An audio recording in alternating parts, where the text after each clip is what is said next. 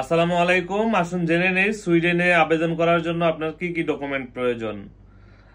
আমি নবীন হোসেন, নবীন blogs and travels এর পক্ষ থেকে আপনাদেরকে অনেক অনেক ভালোবাসা এবং শুভেচ্ছা।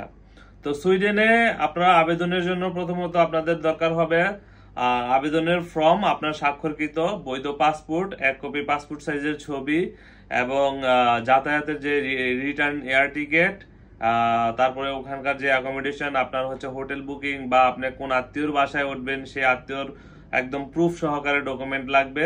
তারপরে হচ্ছে আপনার প্রয়োজন হবে বার্থ সার্টিফিকেট, বা আপনি যদি ম্যারিড হন তাহলে ওইখানে ম্যারিজ সার্টিফিকেট দেখাতে হবে। আর হচ্ছে ট্রাভেল ইন্স্যুরেন্স এবং লাস্ট ফিনিশিং এ আপনার যে ব্যাংক স্টেটমেন্ট আছে ব্যাংক স্টেটমেন্ট দেখাতে হবে।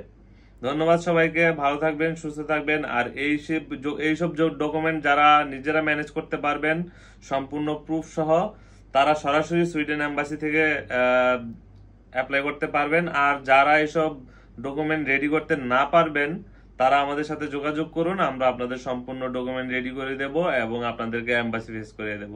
ধন্যবাদ সবাইকে।